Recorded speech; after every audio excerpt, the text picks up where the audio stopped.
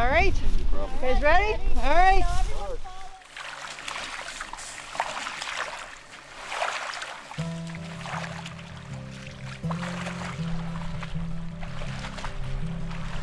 So these frogs lay their egg masses in about 6 inches of water when they first lay them. And so we have to cover everything that might have had 6 inches in it from the time the frogs started until the time they stopped breeding. And so we have folks walk transects to make sure that we cover that. So it's a pretty systematic way of going through and trying to find all the egg masses. Most of us work for different agencies, U.S. Fish and Wildlife Service, Department of Fish and Wildlife, DNR. So they work ahead of me, flag the egg masses, and then I follow behind.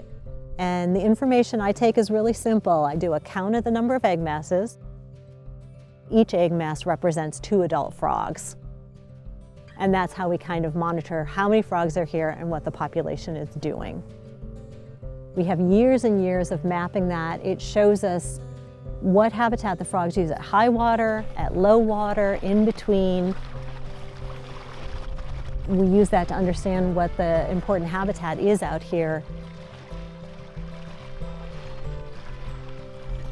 They definitely are an explosive breeder, so when the first female decides to go, kind of all the others follow suit, and they will lay their eggs in what we call clusters.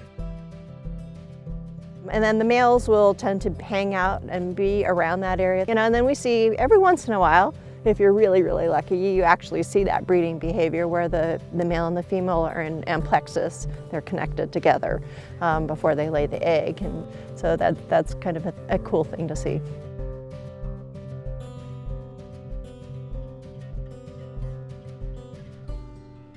So one of the problems is people don't see this frog. I've been doing this work all spring. I've seen one spotted frog all spring. I've seen hundreds of egg masses and one spotted frog. So it's harder to appreciate an animal that you don't see.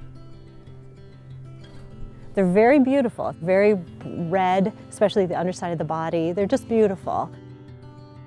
And they're fairly big, but again, people don't see them. They also don't have a very loud call. And so it's just, people aren't as familiar with the species as they are a tree frog or even our red-legged frog that they see hopping in their backyards or in the woods. As far as we know, they tend to return to the same locations every year to breed. They have what we call high fidelity to those sites. And so there's something on the landscape that they need. They return to it every year. And if that gets destroyed, then they've lost their habitat.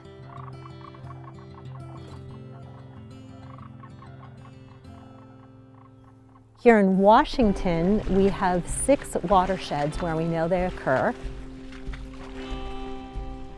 For laying their egg masses, they need very short vegetation that doesn't shade the egg masses. And there's not a lot of that left.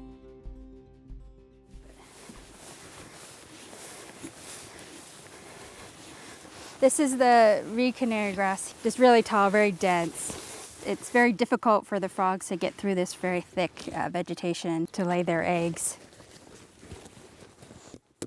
So what we've done, and we can't use any chemical in here, we are using some weed cloth to basically solarize the reed canary grass, cover it. So this has been removed, probably been down here, hopefully at least 2 years. We try to leave the weed cloth down 2 years, and then we plant with the native vegetation.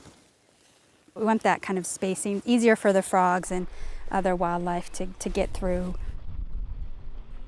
We need to keep the vegetation short in these areas, and so that's done either through restoration like we do here, taking back the reed canary grass, putting in plants that are native, that are shorter, and kind of monitoring that. But it's also done through mowing at sites, and it's done through grazing. So the cattle also keep the vegetation low as is needed for this species in their breeding habitat.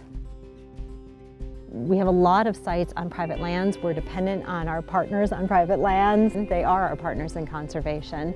And so it's working with them to figure out the ways that as their land management changes, how do we keep the conditions right for this rare frog.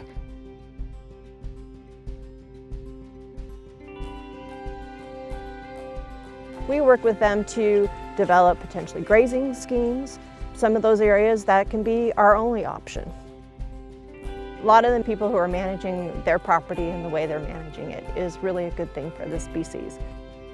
And we appreciate them, you know, and we try and tell that to them because it's a pretty cool species, and you know, you can do some relatively simple things and they respond pretty well.